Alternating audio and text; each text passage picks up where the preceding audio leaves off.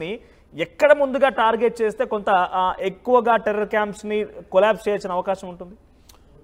ఇప్పుడు ఏదైతే ఇప్పుడు everybody knows, even Pakistan also knows that 42 launching pads అనేటువంటి మనం ఐడెంటిఫై చేసామన్నది. వాళ్ళ మూవ్మెంట్, షిఫ్టింగ్ ఇవన్నీ కూడా ఉంటాయండి.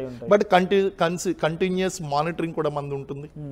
సో దోస్ ఇన్స్టాలేషన్స్ వీళ్ళకి అసలు ఎక్కడి నుంచి వీళ్ళ యొక్క ఆయుధాలు అనేటువంటి సరఫరా అవుతున్నాయి, లేదా ఇక్కడ వీళ్ళు ఆల్టర్నేటివ్ బేస్ క్యాంప్స్ అనేటువంటి ఎక్కడ పెట్టారు. ఎందుకంటే రేపొద్దున మనం సర్జికల్ స్ట్రైక్ చేసిన తర్వాత 10 మంది చనిపోయారు, 15 మంది చనిపోయారు అంటే హాస్యాస్పదంగా ఉంటుందండి. కొలాటరల్ డ్యామేజ్ కావాలి మనకి. వెళ్ళాము అంటే 500 మంది, 1000 మంది మిలిటెంట్లు చచ్చిపోయారు, 200 మంది చచ్చిపోయారు, బాగుంటుందండి వినడానికి కూడా చాలా బాగుంది ఇది. కానీ ఇది టాక్టిక్స్ సంబంధించినటువంటి అంశము. That decision will be taken. ఎప్పుడు చెయ్యాలి, ఎలా చెయ్యాలి, ఎక్కడ చెయ్యాలి, ఎందుకు చెయ్యాలి, that will be taken care bye army. అది వాళ్ళు తీసుకుంటారండి. ఈవెన్ ప్రధాని కూడా కాదు, ప్రధాని గారికే వీళ్ళు సలహా ఇస్తారు. Sir this is the right time, this is the right time, this is the time we must do. General మనకి ఫీల్డ్ మార్షల్ మానిక్ షా విషయంలో కూడా మీరు చూడండి. ఆయన విషయంలో కూడా he use to tell Indira Gandhi, ma'am నేను యుద్ధానికి వెళ్ళను, మనం ఇప్పుడు వెళ్తే కనుక ఓడిపోతాను, నేను యుద్ధం నెగ్గాలనుకుంటున్నాను, ఓడిపోవాలనుకోవట్లేదు, this is not the right time అని చెప్పేసాడు క్లియర్గా ఆయన. సో ఇక్కడ కూడా మన వాళ్ళు చెప్తారండి, మిలిటరీ స్ట్రాటజిస్టులు ఎవరైతే ఉన్నారో వాళ్ళు చెప్తారు, వాళ్ళు అన్నీ కూడా చూస్తుంటారు, మానిటర్ చేస్తుంటారు. బట్ మీరు అన్నట్టు లాంచింగ్ ప్యాడ్స్ అనేటువంటివి ఒకవేళ తెలిసినట్టు పబ్లిక్లో రాకూడదు. ఫస్ట్ పబ్లిక్లో రాకూడదు. పబ్లిక్లోకి వచ్చింది, సో అది మనకు తెలిసిందన్న విషయం వాళ్ళకి తెలిసింది, వాళ్ళు మార్చేస్తారు. అంటే ఇప్పటికీ పాకిస్తాన్ కూడా మీరు అంటున్నట్టుగా ఒక పిల్లిని రూమ్ లో వేసి బంధిస్తే అరుస్తుంది కానీ ఏం చేయలేదు, పీక పట్టుకొని గట్టిగా కొరికేస్తే అయిపోతుంది. కానీ పాకిస్తాన్ కూడా మనం యుద్ధానికి సిద్ధమవుతున్నట్టుగా కొన్ని సంకేతాలు, ప్రధాని మోదీ లాంటి వ్యక్తులు వార్నింగ్ ఇస్తున్న సిచ్యువేషన్ లో అటువైపు నుంచి వాళ్ళు కవ్వింపు చర్యలకు పాల్పడుతున్నారు. వాళ్ళు కూడా విన్యాసాలు చేస్తూ కొన్ని వీడియోస్ విడుదల చేస్తున్నారు. ఏకంగా పాక్ రక్షణ మంత్రి ఒక వీడియో మాట్లాడారు. ఆయన ఏం మాట్లాడారు చూద్దాం. పిసిఆర్ ఇఫ్ పాసిబుల్ పాక్ రక్షణ మంత్రి మాట్లాడిన మాటలు ప్లే చేయండి ఒకసారి. ఆయన ఏమంటున్నారంటే, ఎస్ మేమే వీళ్ళందరినీ ట్రైన్ చేస్తున్నాము, మేమే వీళ్ళందరినీ నిధులు సమకూరుస్తామని మాట్లాడుతున్నారు ఆయన. పిసిఆర్ ఒకసారి ప్లే చేయండి. You do admit, sir, that Pakistan has had a long history of backing and supporting and training and funding these terrorist organizations. Well, we have been doing this dirty work for the United States for about 3 decades, and West, including Britain. So that's your argument that that was a mistake, and we suffered for that. You do admit, sir, that Pakistan has had a long history of backing and supporting and training and funding these terrorist organizations. Well, we have been doing this dirty work for the United States for about 3 decades, and West, including Britain.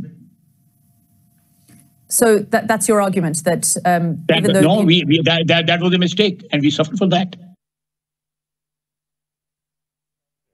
Right, ఇదే దరిద్రం మాట్లాడుతున్నమాట. ఎందుకంటే ఒకవైపు ఇవన్నీ జరుగుతున్నాయి. Latest interview అని మాట్లాడింది. Yes we have funded అంటున్నాడు ఆయన. మేము ఫండ్ ఇచ్చాము, మేము అందరికి కూడా నిధులు సమకూర్చాము, మేము ట్రైన్ చేస్తామని చెప్తున్నాడు. అంటే ఇండియా పైన దాడికి ఉగ్రవాదులను వాళ్ళు ట్రైన్ చేసి వాళ్ళు ఫండింగ్ ఇచ్చారంట. అంతేగాని ఇంకో మాట కూడా అన్నాయండి, ఇట్స్ సైకలాజికల్ వార్ఫేర్ నడుస్తుందండి. మీరు ఇదంతా ఎందుకు చేస్తున్నారంటే మాకు బ్రిటన్ వలన అమెరికా వలన తప్పడం లేదు అని చెప్తున్నాడు ఆయన. It is because of them we're doing it అంటున్నాడు. But it's a psychological warfare, and he is boldly accepting. మేము ఫండ్ చేస్తున్నాం, వాళ్ళు ఇస్తున్నారు, మేము ఇస్తున్నాం, మేము చేస్తున్నాం. So it is a psychological warfare which they are doing. యుద్ధం ప్రారంభం అయ్యే కంటే ముందు శత్రు దేశాలకు రాంగ్ ఇన్ఫర్మేషన్ అనేటువంటిది ఇవ్వడం, లేకపోతే వాళ్ళు చేస్తున్నటువంటి పనిని వాళ్ళు సమర్థించుకోవడం, ఇలాంటివన్నీ కూడా సైకలాజికల్ వార్ఫేర్లో చాలా సహజం అండి. ఒకసారి ఏం జరిగింది అంటే, మనకి ఇలాగ జనరల్ మానిక్ షా పాకిస్తాన్కి ఎగ్నెస్ట్గా వార్ చేస్తున్నప్పుడు అప్పట్లో ఇంతలాగా మనకి మీడియా ఇవన్నీ కూడా ప్రభావం లేదు. అందరూ కూడా రేడియో మీద వినేవారండి. రేడియో కమ్యూనికేషన్ కూడా చాలా తక్కువ ఉండేది. అప్పుడు he he's given one speech అనమాట. ఆ స్పీచ్ ఏంటి అంటే, పాకిస్తాన్ సైనికులకు అందరికీ నేను చెప్పేది ఏంటి అంటే, మీ దేశం ఓడిపోయింది కాబట్టి ఎక్కడున్నటువంటి వాళ్ళు అక్కడే మీ ఆయుధాలతో సహా మీరు లొంగిపోండి, మిమ్మల్ని ప్రాణాలతో వదిలేస్తామని ఈయన ఒక స్పీచ్ ఇచ్చాడు. Psychological warfare. ఎప్పుడైతే నా దేశం ఓడిపోతుందనగానే వీళ్ళు ప్రాణాలు కాపాడుకుందాం అనేటువంటి ఆతృతలో ఆ విషయాన్ని నమ్మి వాళ్ళు ఆయుధాలతో సహా లొంగిపోవడం జరిగిందండి. Psychological warfare. సో ఏదైనా ఒక యుద్ధం జరిగే కంటే ముందు లేదా ఒక మారల్ గ్రౌండ్ సాధించాలనుకున్నప్పుడు ఇలాంటి ఫేక్ న్యూసెస్ అనేటువంటి స్ప్రెడ్ చేయడం, లేదా బోల్డ్గా ఎస్ మేము చేస్తున్నాం అని ఒప్పుకోవడం, ఇంక ఏది తప్పనప్పుడు ఏదో విధంగా విషయం డైవర్ట్ చేయడం కోసం చేసేటువంటి acts it's a perfectly psychological warfare. దీని ద్వారా వాళ్ళు ఏం చెప్పాలనుకుంటున్నారని? దీని ద్వారా ఖచ్చితంగా వాళ్ళు చెప్పేది ఏంటి అంటే we're doing whatever doing because of western countries. Okay, మనకు ఆల్రెడీ ఇప్పుడు బ్రిటన్, ఫ్రాన్స్ మనకి సపోర్ట్గా ఉన్నది, అమెరికా కూడా సపోర్ట్గా ఉంది, లేదు మీ వైపు లేదు అని ఒక ఐడియాలజికల్ డిఫరెన్సెస్ క్రియేట్ చేయడానికి ట్రై చేస్తున్నారు. We already knows these kind of tactics. దీనివల్ల ఎటువంటి ప్రయోజనం లేదు. There is no use of such statements అండి, ఉపయోగం లేదు. రైట్, ఇంకెక్కడ చాలా స్టేట్మెంట్స్ ఉన్నాయి. ఒకసారి సింధు జలాల గురించి మాట్లాడుకున్నాం. సింధు జలాల ఒప్పందం విషయంలో నాకు తెలిసి జవహర్లాల్ నెహ్రూ మొట్టమొదటి ప్రధానిగా ఉన్నప్పుడు ఆయన చేసిన ఒప్పందాన్ని ఇప్పుడు బ్రేక్ చేశారు. ఎటువంటి ప్రభావం చూపించబోతుంది పాకిస్తాన్ పైన? మనకి ఇప్పుడు సింధు నదీ జలాల్లో మనం అందరూ తెలుసుకోవాల్సినటువంటి విషయం ఏంటి అంటే ఆ ఒప్పందం ద్వారా నష్టపోతుంది భారతదేశమే. భారతదేశంలో పుట్టినటువంటి నదులు పాకిస్తాన్కి ఉపయోగపడుతున్నాయండి. ఈ రోజు ఆపేస్తే వాళ్ళు ఏమంటున్నారంటే మా నదులు మీరు ఎందుకు ఆపేశారు అంటున్నారు. ఆ నదులు అసలు పుట్టిందే భారతదేశంలో. అంతలా వాళ్ళు ఫైట్ చేయడానికి గల కారణం ఏంటి అంటే there is only one reason, because their agriculture is depending on these projects. అందు గురించే మనం ఈ యొక్క నదుల మీద ఎప్పుడైనా సరే మనం ప్రాజెక్టులు కట్టినప్పుడు వాళ్ళు ఇంటర్నేషనల్గా పెద్ద హ్యూ అండ్ క్రై క్రియేట్ చేసి భారతదేశాన్ని ఏదో దోషిగా నిలబెడదామని చెప్పి మీరు అక్రమంగా ఇక్కడ డ్యాములు నిర్మిస్తున్నారు, మాకు నష్టం జరిగిపోతుంది అని చెప్పి ఇంటర్నేషనల్ కోర్ట్ ఆఫ్ జస్టిస్కి కూడా వెళ్ళారండి. ఈవెన్ నెంబర్ ఆఫ్ టైమ్స్ ఈ యొక్క ఒప్పందానికి వారధిగా నిలిచినటువంటి వరల్డ్ బ్యాంక్ కూడా చెప్పింది ఇండియాదేం తప్పు లేదు, India is doing as per their norms. International court of justice కూడా గతంలో అదే చెప్పడం జరిగిందండి. అయితే ఈ నదుల మీద పాకిస్తాన్ యొక్క ఎకానమీ మ్యాక్సిమం ఎఫెక్ట్ అయ్యేటువంటి అవకాశం ఉంది. And maximum Punjab Sindh areas అయితే గనక కరువు ప్రాంతాలుగా మారిపోతాయండి. Their food security is at stake. కాబట్టి ఇప్పుడు ఎట్టి పరిస్థితులు అన్నా సరే ఆ నీళ్లను వెనక్కి తీసుకోవాల్సిన, ఇప్పటికే వాళ్ళు పేదరికంతో బాధపడుతున్నారు, వాళ్ళ ఆకలితో అలమటిస్తున్నారండి పాకిస్తాన్లో ఉన్నటువంటి ప్రజలందరూ కూడా. ప్రభుత్వం అందరికీ కూడా మనకి ఇక్కడ పథకాలు అమలవుతున్నట్టు వాళ్ళకి ఏం పథకాలు లేవండి. ఆసుపత్రులు లేవు, వైద్యం లేదు, విద్య లేదు, సరైనటువంటి తిండి లేదు. అలాంటి పరిస్థితిలో ఉన్నటువంటి వాళ్ళకి ఈ మూలిగే నక్క మీద తాటిపండు పడినట్టు ఈ యొక్క సింధు నదీ జలాలు ఆపేశారు అంటే వ్యవసాయం అనేటువంటిది పూర్తిగా పాడైపోతుంది, పారిశ్రామిక అభివృద్ధి అనేది. అంటున్నట్టుగా మా నదుల నీళ్ళు ఎందుకు ఆపేశారు అంటున్నారు కదా. ఒకసారి లష్కర్ తోయిబాకి సంబంధించినటువంటి సుప్రీం ఆయన మాట్లాడుకొచ్చారు. ఎంత దుర్మార్గుడు అంటే, దరిద్రుడు అంటే నిజంగా. ఒకసారి మాటలు వినండి, తర్వాత మీరే కామెంట్ చేద్దరు. కానీ ఒకసారి పీసీఆర్ ప్లే చేయండి ఆయన ఏం చెప్తున్నాడు అనేది.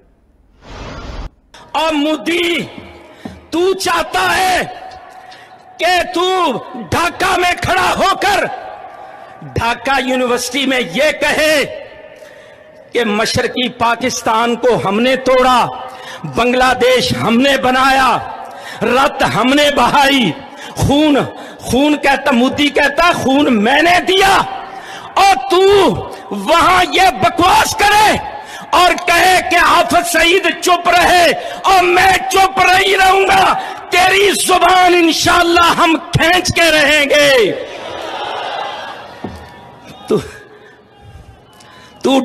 तू दबाव डाल रहा है इस्लामाबाद पर। हाफिज सईद क्यों बोलता है? और तू बोलेगा तो हम बोलेंगे इंशाअल्लाह। तू कहेगा कि पाकिस्तान का पानी रोकेंगे, कश्मीर के अंदर डैम बना के तुम पाकिस्तान के पानी को रोकोगे, पाकिस्तान की ज़राअत सनत का खात्मा करके, पाकिस्तान की मईशत तबाह करके, सी पैक के मंसूबे नाकाम करने के लिए तू बड़के मारेगा और तू चाहेगा हम चुप रहे। सुन, अगर तू पानी बंद करेगा इंशाअल्लाह हम तेरी सांस बंद करेंगे, इन दरियाओं में फिर खून बहेगा। రైట్, ఇక్కడ కనిపించే దరిద్రుడి పేరు లష్కర్ తోయిబా సుప్రీం. ఆయన పేరు సయ్యద్ హఫీజ్. వాడు ఏం చెప్తున్నాడంటే సింధు జలాల ఒప్పందానికి సంబంధించి రద్దు అనే అంశం కొన్ని రోజులుగా చర్చకు వస్తుంటే ఇది గతంలో ఆయన మాట్లాడిన మాటలు ఏంటంటే బంగ్లాదేశ్ ఢాకాకు వెళ్ళిపోయి ఢాకా యూనివర్సిటీ నుంచి పాకిస్తాన్ రావాల్సిన నదీ జలాలని కాశ్మీర్లో డ్యాములు కట్టి ఆపుతానంటే చూస్తూ ఊరుకుంటామంటే ఏంటి వెంట్రుకలు పీక్తారా? పాకిస్తాన్కి మళ్ళీ భారతదేశం మొత్తం హెచ్చరిస్తోంది, కనీసం వెంట్రుకు కూడా పీకలేమని చెప్తోంది. ఎందుకంటున్నారంటే చిన్న చిన్న పిల్లల్ని మీరు భయపెడదామని చెప్పి వారి కుటుంబాలని, ఆడవాళ్ళని మొత్తాన్ని కూడా భయభ్రాంత గురి చేసే విధంగా సివిలియన్స్ ని చాలా మారణ హోమాలు సృష్టించినా కూడా కనీసం వారిలో ఉన్నటువంటి ఎంట్రీకి కూడా పీకలేకపోయారు. పోతే చాలా మంది మరణించి ఉంటారు, అమరులై ఉంటారు, చాలా మంది జోహాలు అర్పిస్తున్నాము, చాలా మంది కన్నీటి కారణమై ఉంటారు. కానీ వాళ్ళ ధైర్యాన్ని మాత్రం కనీసం టచ్ చేయలేరు. ఏకంగా ప్రధాని మోదీ గురించి మాట్లాడుతున్నారు. ఇప్పుడు ప్రధాని మోదీ వార్నింగ్ చూస్తారు కదా, దేశ విదేశాలు ఏకమవుతున్నాయి, ఒక్కసారి కనుక ఇక్కడి నుంచి వార్ ప్రారంభమైపోతే శ్రీనివాస్ గారు చెప్తున్నట్టుగా ప్రపంచంలో పాకిస్తాన్ అనేటువంటి మ్యాప్ నామరూపాలు లేకుండా పోతుంది. శ్రీనివాస్ గారు మీరేం చెప్తారు ఈ వ్యాఖ్యల్ని ఎట్లా చూడాలి? అంటే ఇదంతా కూడా రచ్చగొట్టే విధంగానే కార్యక్రమంగా హతమారుస్తామనే వ్యాఖ్యలు కనబడుతున్నాయి. ఎట్లా చూస్తారు దీన్ని? ఆ వ్యాఖ్యల్లోనే మనకు కనిపిస్తున్నాయి is basically A terrorist. Terrorist యొక్క మాటలు ఇలాగే ఉంటాయి, రక్తాన్ని చిందిస్తాను, శ్వాసను ఆపేస్తాను, మీరు నీళ్ళు ఆపేస్తే నేను రక్తం ఏర్లే పారిస్తాను. అసలు who is it to talk that? అసలు పాకిస్తాన్కి ఆయనకి సంబంధం ఏంటి అంటే ఇక్కడే మీకు అక్కడ లింక్ అర్థమవుతుంది. పాకిస్తాన్కి నీళ్లు ఆపేస్తే ఒక ఉగ్రవాద సంస్థ మాట్లాడుతుంది. That can easily be established link between Pakistani government and a militant organisation. Very simple అండి. అండ్ ఇతను మాట్లాడేటువంటి మాటలు కనుక మనం చూసినట్లయితే ఒక మిలిటెంట్ ఎలా ప్రవర్తిస్తాడో సహజంగా అలాగే ప్రవర్తించాడు. బట్ భారతదేశం ఏమి చేతకాని వాళ్ళగా, మోడీ ప్రభుత్వం ఏమి చేతకాని ప్రభుత్వం కింద కూర్చోలేదు కదండి. గతంలో చేసినటువంటి బాలాకోట్ స్ట్రైక్స్ కానీ, యూరి స్ట్రైక్స్, సర్జికల్ స్ట్రైక్స్ కానీ అక్కడికే వాళ్ళకి బుద్ధి రావాలి. ఆ టైంలోనే ఆ యొక్క మిలిటెంట్ క్యాంపుల్లోకి వెళ్ళి వాళ్ళ తలను నరుక్కుని వచ్చారండి మన ఇండియన్ స్పెషల్ ఫోర్సెస్ కమాండోస్ అందరూ కూడా. అలాగే బాలాకోట్లో కూడా చాలా బాగా బుద్ధి చెప్పారు. గతంలో జరిగినటువంటి యుద్ధాల్లో కూడా చెప్పు దెబ్బ కొట్టినట్టు వాళ్ళు నామరూపాలు లేకుండా చేశారు. మనమే నెగ్గాం, కానీ ఎప్పుడు కూడా మోరల్గా మనమే నెగ్గామని సమర్థించుకుంటారు వాళ్ళు. ఓటమిని కూడా వాళ్ళ గెలుపు కింద మార్చుకుంటూ ఉంటారండి. వాళ్ళ యొక్క సర్వైబిలిటీయే కేవలం భారతదేశం మీద యాడ్ అవ్వడం, కాశ్మీర్ గురించి పోరాడడం, అదే వాళ్ళ సర్వైబిలిటీ. ఇప్పుడు దిక్కుతోచనటువంటి పరిస్థితుల్లో ఈ ఉగ్రవాదుల్ని ప్రోత్సహించడం, ఇదంతా కూడా చూస్తూ ఉంటే పాకిస్తాన్కి కాలం మూడింది. అందులోనూ మోడీ గారి మీద డైరెక్ట్గా వెళ్ళి మీ మోడీకి చెప్పు, ఇలాంటి వ్యాఖ్యలన్నీ కూడా ఆయన్ని టార్గెట్ చేశారు, భారతదేశాన్ని టార్గెట్ చేశారు, ఇక్కడ అమాయకులైనటువంటి ప్రజల్ని టార్గెట్ చేశారు, ఇండియన్ ఆర్మీని అయితే ఎప్పుడో టార్గెట్ చేశారండి. సో ఈ విధంగా కనుక మనం చూసినట్లయితే వీళ్ళ మాటలను మనం సీరియస్గా తీసుకోవాలి. ఖచ్చితంగా పాక్ ఆక్యుపైడ్ కాశ్మీర్లో ఉన్నటువంటి ఆ తీవ్రవాద సంస్థలన్నింటినీ కూడా శాశ్వతంగా మూసివేయాలి. అసలు పాకిస్తాన్ మ్యాప్లో పాకిస్తాన్ యొక్క ఆధీనంలో పాక్ ఆక్యుపైడ్ కాశ్మీర్ అనేటువంటిది లేకుండానే చేస్తే వీళ్ళ నోర్లు కట్టుబడతాయండి. ఖచ్చితంగా మనం అలాంటి ధీటైనటువంటి సమాధానం చెప్పినప్పుడే వీళ్ళకి బుద్ధి వస్తుంది. లేకపోతే కనుక ఇలాగ మాటలతో వాళ్ళు వార్ఫేర్ చేస్తూనే ఉంటారు. It's a psychological warfare. ఇదంతా కూడా వాళ్ళు సైకలాజికల్గా మన యొక్క ఆత్మస్థైర్యాన్ని దెబ్బ కొట్టడం. ఇన్ఫాక్ట్ లష్కర్ ఈ తోయిబాకి సంబంధించి సుప్రీం చీఫ్ ఈ రకంగా మాట్లాడితే నేను చూసాను ఒకటి, సుప్రీం వైస్ చీఫ్ బహుశా ఆయన సఫీయుల్లా కసూరి అని, వాడు ఏం చేస్తున్నాడు అంటే ఏడుస్తున్నాడు. కనీసం దరిద్రులు మొత్తం కూడా ఏడుస్తూ అసలు నేను ఇవన్నీ భారతదేశం ఆడుతున్న డ్రామాలు, దేశ విదేశాల్లో పాకిస్తాన్ పైన కుట్ర పన్ని వాళ్ళకున్నటువంటి కీర్తి ప్రతిష్టలను దెబ్బతీసే కుట్ర అంటే ఇదంతా ఆయన మాట్లాడుతున్న మాటలు. They are brainwashing the people. ఇప్పుడు ఏంటంటే వాళ్ళ యొక్క ఓన్ ముస్లింసే దీన్ని హర్షించడం లేదండి. ఈవెన్ తాలిబాన్ ఆర్గనైజేషన్ కూడా దీన్ని ఖండించింది. ఈ పాకిస్తాన్ చేసి లష్కర్ ఇ తైబా చేసినటువంటి ఈ యొక్క పనిని ఖండించింది. ఇమ్రాన్ ఖాన్ కూడా దీన్ని ఖండించాడండి. నీకు ఒకవేళ గనక పాకిస్తాన్కి సంబంధం లేకపోతే నువ్వు భారతదేశం చెప్పినటువంటి మాటల్ని నువ్వు ఎందుకు ఖండించలేదు అని ఆయన అడిగిన తర్వాత ఇవన్నీ స్టార్ట్ అయినాయి. సో ఆ విధంగా కనుక చూస్తే their own Pakistanis are not wanting this. మరి ఎవరికి కావాలి ఇదంతా కూడా? ఎవరికి కావాలంటే పాకిస్తాన్ ఆర్మీకి కావాలి, ఐఎస్ఐకి కావాలండి ఇదంతా కూడా. అలాగే ఇక్కడ ఉన్నటువంటి ఉగ్రవాద సంస్థలకు కావాలి. కాబట్టి వాళ్ళు చేస్తున్నటువంటి ఇది తప్ప అక్కడ నిజంగా ఉన్నటువంటి పాకిస్తానీయులు కానీ లేకపోతే అక్కడ ఉన్నటువంటి భారతదేశానికి సపోర్ట్ చేసేటువంటి కొంతమంది కానీ వాళ్ళెవరు కూడా దీన్ని కోరుకోవడం లేదు. అమాయకులైనటువంటి ప్రజల మీద దాడి చేయడం, కాశ్మీర్ మీద దాడి చేయడం, భారతదేశం మీద దాడి చేయడం అనేటువంటిది వాళ్ళకు కూడా ఏం జరుగుతుంది అన్నది వాళ్ళకు కూడా తెలుసండి. 100% తెలుసు. ఈరోజు మోడీ గారు అనేటువంటిది ప్రధాని అనేటువంటిది భారతదేశాన్ని ప్రపంచ దేశాల్లో ముందు నిలబెట్టారు. ఆయన సౌదీకి వెళ్ళడం ఏంటి? సౌదీకి వెళ్తే ప్రధాని వెళ్ళేటువంటి ఆ యొక్క విమానానికి సౌదీ యొక్క ఆ జెట్ ఫైటర్స్ ఎస్కాట్గా వెళ్ళి గౌరవ వందనం ఇవ్వడం ఏంటండి? అలాగే అనేక దేశాల్లో ఈయన ప్రసంగించినప్పుడు భారతదేశం యొక్క ప్రతిభను, భారతదేశం యొక్క గొప్పదనాన్ని ముందుకు తీసుకువెళ్ళాడు. ఈరోజు మోడీ గారు అంటే ఒక బ్రాండ్. డిప్లొమాటిక్ వార్ఫేర్లో మనం ఆల్రెడీ విన్ అయ్యామండి. ప్రపంచ ఇస్లామిక్ కంట్రీస్ అన్ని కూడా యాంటీగా ఉన్నటువంటి ఈ టైంలో అరబ్ దేశాల యొక్క మద్దతును మనం కూడగట్టుకోగలిగాం. ఇవన్నీ కూడా డిప్లొమాటిక్ గా మనం సాధించినటువంటి విజయాలు. రీసెంట్ గా అక్కడ జరుగుతున్నటువంటి ఈ వార్ సంబంధించి ఏర్పాట్ల గురించి భారత్ కూడా సంసిద్ధంగా ఉంది, రెడీగా ఉంది ఆల్మోస్ట్. అంటే ఎప్పుడు జరుగుతుంది అనేది అంటున్నట్టుగా కొన్ని అంచనాలు, కొన్ని డిసిషన్స్ తర్వాతే జరుగుతుంది. ఈజీ అయితే కాదు ఎక్స్పెక్ట్ చేసినట్టుగా. 48 hours లో పూర్తిగా పాకిస్తాన్ ని వెళ్ళిపోమని చెప్తున్నారు. చాలా మంది ఆర్టీవీ లైవ్ లో కూడా కామెంట్స్ చేస్తున్నారు, జై పాకిస్తాన్ వాళ్ళు. మీలాంటి దుర్మార్గులకి, మీలాంటి నీచ్ కమినే కుత్తల గురించి చాలా మంది మాట్లాడుతున్నారు. కాబట్టి భారతదేశ ప్రజలు మీ కామెంట్స్ చూడరు అనుకుంటున్నారేమో, బహుశా మీరు దొరకనుకుంటున్నారేమో, కానీ అన్ని రకాలుగా సోషల్ మీడియాలో పెట్టేటువంటి కామెంట్స్ ని కూడా భారత ప్రభుత్వం మానిటర్ చేస్తోంది. మీ అందరికీ సమయం ఆసన్నమైంది, మూడింది కూడా. మీకు నిజంగా ఇక్కడ ఉండడం ఇష్టం లేకపోతే చల్ వెళ్ళిపోండి పాకిస్తాన్కి అనే విషయాన్ని కూడా చాలా క్లియర్గా చెప్తోంది. 48 hours సమయంలో ఇప్పటికి 24 గంటలు పూర్తయింది. సో రాష్ట్రాలకు కూడా కేంద్ర హోంశాఖ మంత్రి చాలా క్రిస్టల్ క్లియర్గా ఆదేశాలు జారీ చేశారు. మరీ ముఖ్యంగా మన తెలుగు స్టేట్స్లో హైదరాబాద్లో 200 మంది పైగా పాకిస్తాన్ ఉన్నారట. అంటే ఎలా గుర్తిస్తారు, అందరూ కూడా ఎలా పంపించే అవకాశం ఉంది? వీళ్ళందరూ కూడా ఆల్రెడీ ఇన్ఫర్మేషన్ ఇచ్చినటువంటి పాకిస్తానీలండి. అన్అఫీషియల్గా ఎంతమంది ఉన్నారు? అఫీషియల్గా ఉన్నటువంటి వాళ్ళు 200 మంది.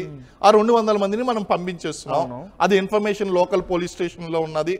అలాగే మన యొక్క మినిస్ట్రీ ఆఫ్ ఎక్స్టర్నల్ అఫైర్స్ వాళ్ళ దగ్గర ఉంది, వీళ్ళందరి దగ్గర ఉంది కాబట్టి వాళ్ళు పంపించేయగలుగుతున్నారండి.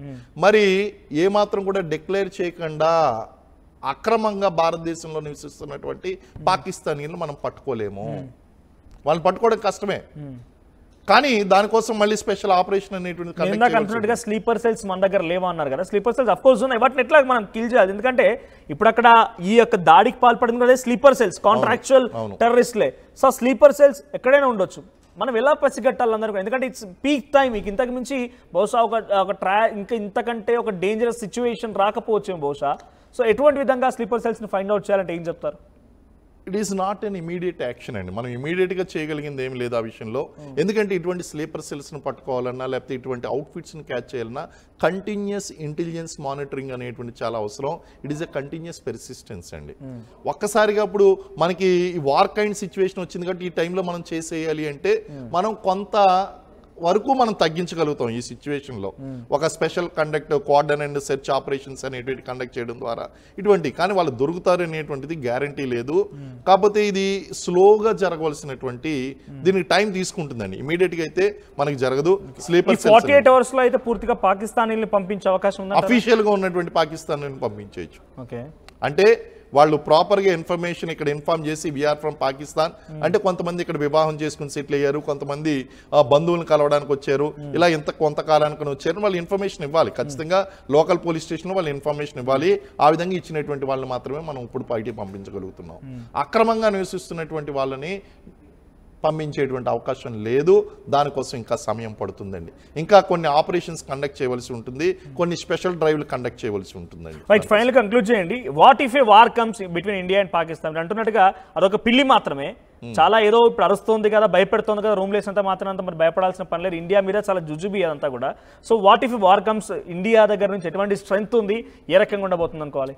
మీరు ఏ విషయమైనా సరే తీసుకోండి, మ్యాన్ పవర్ విషయంలో కానీ వెపనరీ విషయంలో కానీ, లేకపోతే ఇండియన్ నేవీలో ఉన్నటువంటి సబ్మరైన్స్ కానీ, లేకపోతే ఫైటర్ జెట్స్ విషయంలో కానీ ఆల్మోస్ట్ ఆల్, అంటే not exactly, almost all approximately more than 100% weaponry మన దగ్గర ఉందండి.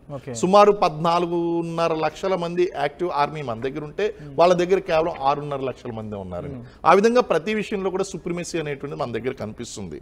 కాబట్టి టెక్నాలజికల్ గాను మ్యాన్ పవర్ విషయంలోనూ అప్పర్ హ్యాండ్ మనదే ఉంటుంది. కాకపోతే అక్కడ ఉన్నటువంటిది కూడా మనం ఒక ముగ్గురిని చంపితే వాళ్ళు ఒక్కరినన్నా చంపుతారు, అవకాశం ఉంది. మనకి డ్యామేజ్ జరగదు అనేటువంటిది లేదు. అదే నేను అన్నాను, మనకి డ్యామేజ్ జరుగుతుంది అనేటువంటిది ఎంత వాస్తవమో వాళ్ళకి కొలాటరల్ డ్యామేజ్ జరుగుతుంది అనేటువంటిది అంతే వాస్తవం. కాబట్టి నష్టం ఇరు పక్కల్లో ఉంటుంది, వాళ్ళకి ఎక్కువ ఉంటుంది, మనకు తక్కువ ఉంటుంది. Right, what public is expecting is now surgical strikes, గతంలో బాలకోట్లో జరిగిన సర్జికల్ స్ట్రైక్స్ లాగా జరిగిపోయి పాకిస్తాన్ పూర్తిగా లేకుండా చేయాలని ఒక లక్ష్యంతో చాలా మంది ఇప్పుడు లైవ్ లో కామెంట్స్ ఇస్తున్నా, కానీ పబ్లిక్ అందరి ఆవేశం అట్లానే కనబడుతుంది. ఇన్ఫాక్ట్ కొంత దీనిపైన పూర్తి అవగాహన ఉన్నా లేకపోయినా వన్స్ పాకిస్తాన్ ఆలోచన రాగానే లేపేద్దాం ఇక అనే రకాల ఆలోచన వస్తున్నాయి. అటువంటిది ఎప్పుడైనా ఎక్స్పెక్ట్ చేయవచ్చా ఈ రీసెంట్ డేస్ లో? ఖచ్చితంగా అండి, సర్జికల్ స్ట్రైక్స్ లాంటివి ఖచ్చితంగా చెయ్యాలి. సర్జికల్ స్ట్రైక్స్ అయితే చేయాలి. అయితే యుద్ధం వైపు పాక్ ఆక్యుపైడ్ కాశ్మీర్ అనేటువంటి స్ట్రాటజిక్ డెసిషన్ అది ఏం జరుగుతుంది అనేటువంటిది సర్జికల్ స్ట్రైక్స్ అనేటువంటి 100% చెయ్యాలి, జరుగుతాయి కూడా. అయితే ఎప్పుడు ఏంటి అనేటువంటిది కొంచెం మనం ఓపిక్గా ఎదురు చూడాలి. బికాజ్ మనం చెప్పినందువలనో లేదా ఎవరో చెప్పినందువలనో అది జరగదు. That convenient time and maximum benefit కావాలి మనకి దానివల్ల. అక్కడ మ్యాక్సిమం కొలాటరల్ డ్యామేజ్ జరగాలి. సో అసలు మనం సర్జికల్ స్ట్రైక్ వెళ్తామా, పాక్ ఆక్యుపైడ్ కాశ్మీర్కి వెళ్తామా, లేకపోతే ఇప్పుడు ఈ సింధు నదీ జలాలు ఆపడం వలన వాళ్ళు రిటైలేట్ అవడం కారణంగా వాళ్ళు భారతదేశం మీద యుద్ధానికి వస్తే పూర్తి స్థాయి యుద్ధంలోకి వెళ్తామా అనేటువంటిది కాస్త వేచి చూడవలసినటువంటిది. బట్ మన ప్రేక్షకులందరూ కోరుకున్నట్టు, మన దేశ పౌరులందరూ కూడా, దేశాభిమానులందరూ కూడా కోరుకుంటున్నట్లు ఖచ్చితంగా there will be a serious action అనేటువంటిది ఖచ్చితంగా ఉంటుంది. బట్ అది ఏంటి అనేటువంటిది వేచి చూడవలసి ఉంటుందండి. Thank you. సో మొత్తం మీద ఇది అంటే పాక్ సంబంధించి అటువైపుగా కొంత కవ్వింపు చర్యలు. ఇందాక చాలా క్లియర్గా రిటైర్డ్ ఆర్మీ మేజర్ శ్రీనివాస్ గారు చెప్తున్నట్టుగా పాక్ అనేది కేవలం పిల్లి లాంటిది మాత్రం. ఒక రూమ్లో వేసి మనం బెదిరించినప్పుడు అరుస్తూ ఉంటుంది, కానీ ఏం చేయలేదు. ఒక్కసారి పీకబట్టి పిసికేస్తే కథం క్లోజ్ అయిపోయింది. అటువంటిది పాకిస్తాన్ పరిస్థితి. ఇప్పుడు మూలిగే నక్క మీద తాటిపండు పడ్డట్టుగా పాకిస్తాన్ పరిస్థితి మారిపోయింది. ఇండియా డెఫినెట్గా సిద్ధంగా ఉంది, అన్ని రకాలుగా సంసిద్ధత ఉంది. ఇందాక చాలా క్లియర్గా శ్రీనివాస్ గారు చెప్పినట్టుగా 14 లక్షల యాక్టివ్ ఆర్మీ మన దగ్గర ఉంటే వాళ్ళ దగ్గర ఉంది కేవలం 6 లక్షలు మాత్రమే. చాలా క్లియర్గా అన్ని రకాల సంసిద్ధత మొదలైపోయింది. భారత్ ఒక్కసారిగా సర్జికల్ స్ట్రైక్ లాంటిది చేయడం మొదలు పెడితే పాకిస్తాన్ ప్రపంచ మ్యాప్లో నామరూపాలు లేకుండా పోయే అవకాశం ఉంది. మనకు కావాల్సింది కేవలం పాకిస్తాన్ నామరూపాలు లేకుండా పోవడంతో పాటుగా, ఉగ్రవాదాన్ని ఆపేయడంతో పాటుగా పీఓకేని పూర్తిగా ఆక్యుపై చేసుకోవడం. అది ఎలా జరుగుతుంది, ఎలా జరగబోతున్నది చూస్తూ మనం కూర్చోవాల్సిందే. ఎందుకంటే దానికి టైం అనేది కావాల్సి ఉంటుంది. చాలా సెన్సిటివ్ ఇష్యూస్ కూడా కొన్ని ఉంటుంటాయి. కాబట్టి అవన్నీ కూడా ఆలోచించిన తర్వాతే అటాక్ జరిగే అవకాశం ఉంది. కానీ చాలా క్లియర్గా అది త్వరలోనే జరగబోతోంది. గంటల్లోనా రోజులని తెలియదు, కానీ త్వరలోనే బిగ్గెస్ట్ డిజాస్టర్ని పాకిస్తాన్ భారత్ నుంచి ఎదుర్కోబోతోంది.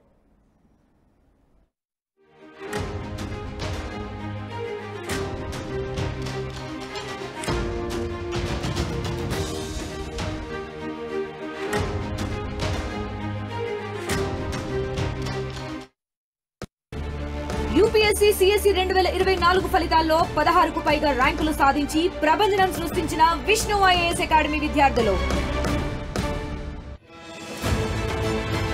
Bridging the gap between the textbook and the industry through innovation. KLH deemed to be university.